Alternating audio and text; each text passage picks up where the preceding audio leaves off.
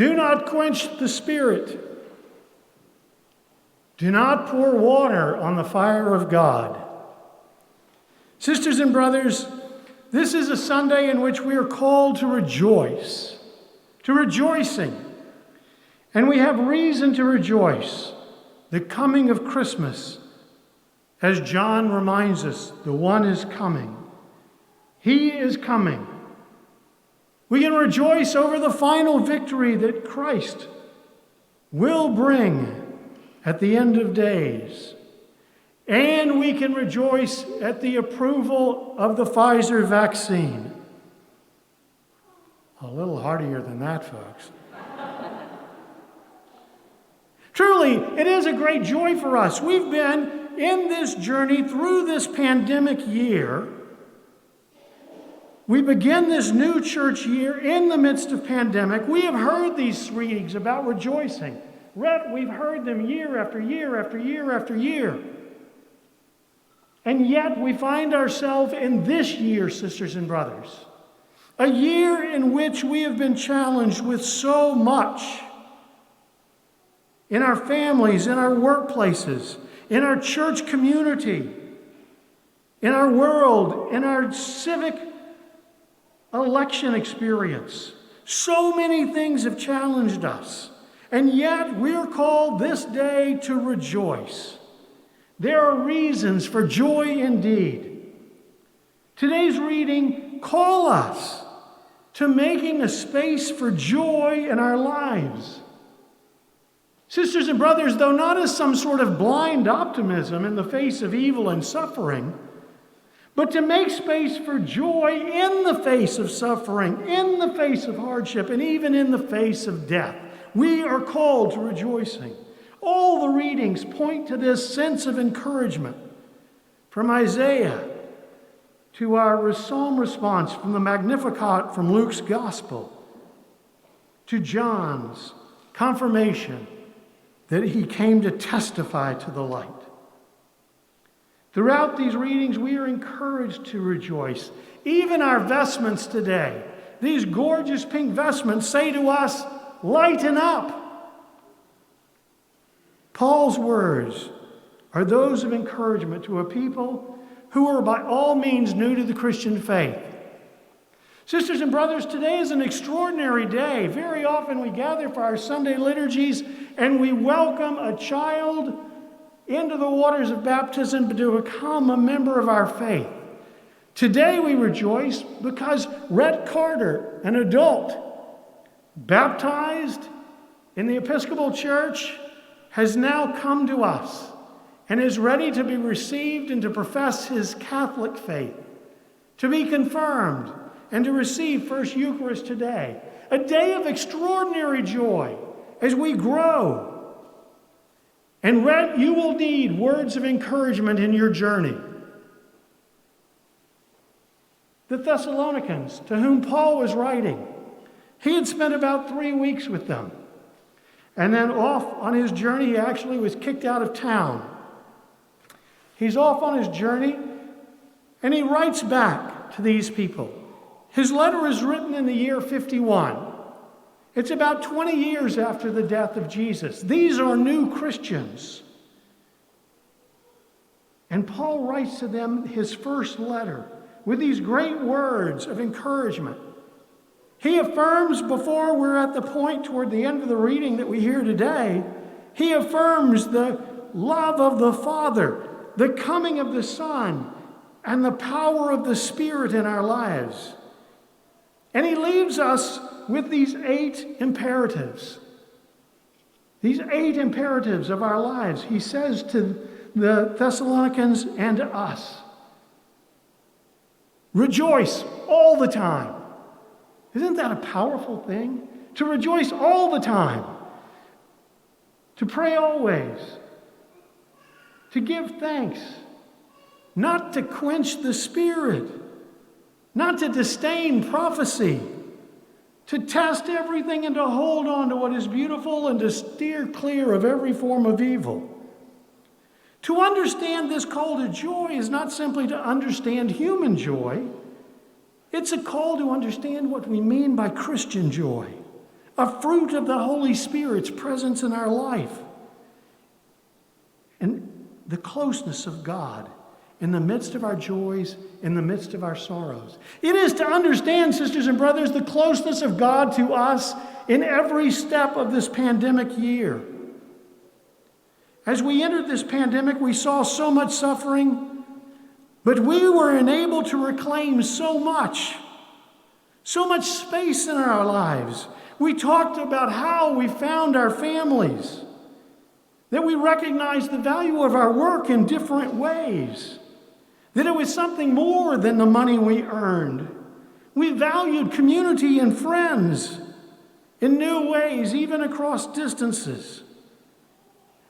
We used technology in ways we never imagined to bring us closer together.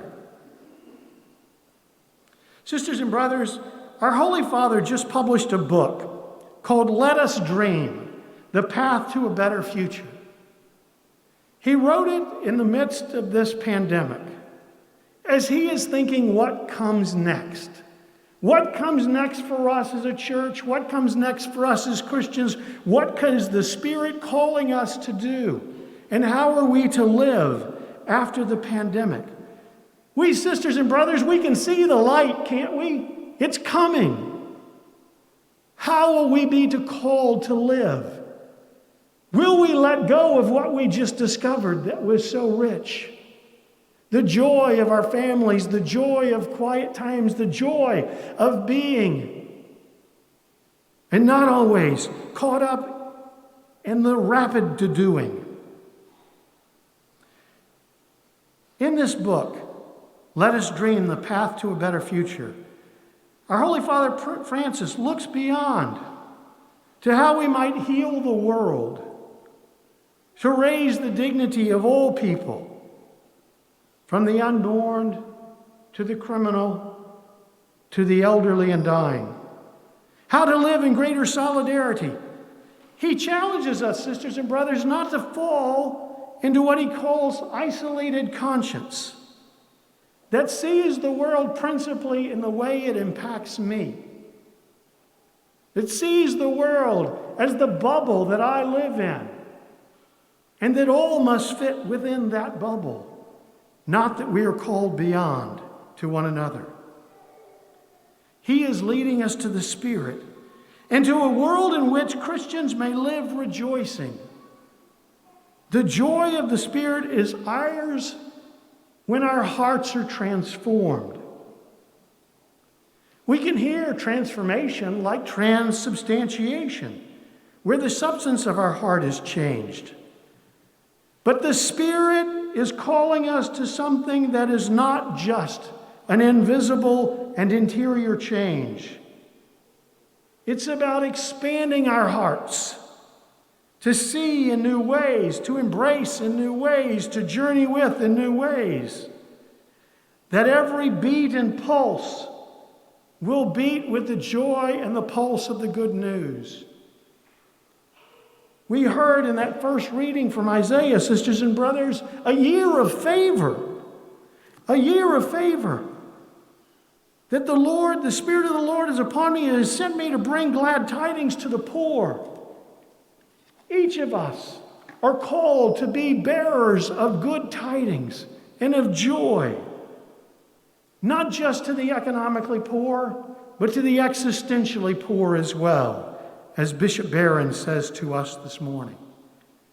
That all who are broken, all who are suffering, all who are burdened by this pandemic, we are called to bring the joy of Christ, who says to us that he will share his joy with us in this life and beyond. Do not quench the Spirit. Our media, our politics, our fellow Catholics also often invite us to a sterner, a more judgmental, even an angry or a spirited but spiritless attitude of confrontation. We hear none of this from Paul, who prior to his conversion was a zealous Pharisee who stood by as the deacon Stephen was martyred, stoned to death.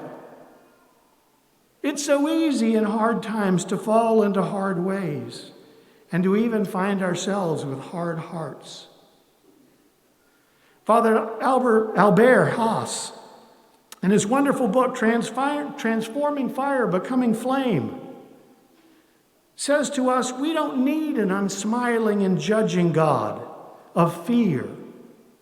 We don't need the unsmiling God of the New Orthodoxy with its emphasis on ways of always getting it right.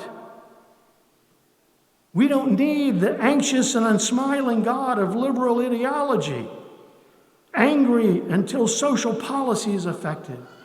He says what we need to accept is the spirit of original blessing, the Spirit of Christ sent to us through baptism, renewed in us in confirmation, nourished in us in the Eucharist. Rejoice always. Pray without ceasing in all circumstances. In all circumstances, Paul invites us to give thanks, to see the goodness of God for us. Do not quench the Spirit. Wow. As we continue through this most unusual year, as we face a Christmas so different, let us carry these words in our pockets, again like 4 beats of our heart. Rejoice always, pray without ceasing, in all circumstances give thanks, do not quench the Spirit. Today, we are invited to rejoice, to let our hearts be widened, to open our eyes, to see beyond the obvious beauty to what can be. We are invited. We have been privileged. We have been privileged to be given this Spirit of God. Let us always rejoice and never quench that Spirit. And with that, we will soon be ready to welcome you, Rhett, to welcome you as a new member, that you may live this life of the Spirit in this incredible joy with your wife, with your growing family, that you may know that this isn't human joy, but a joy that is beyond all expectations, one that will carry you and lift you through all the joys and all the pains of your life. May you be embraced by this Spirit.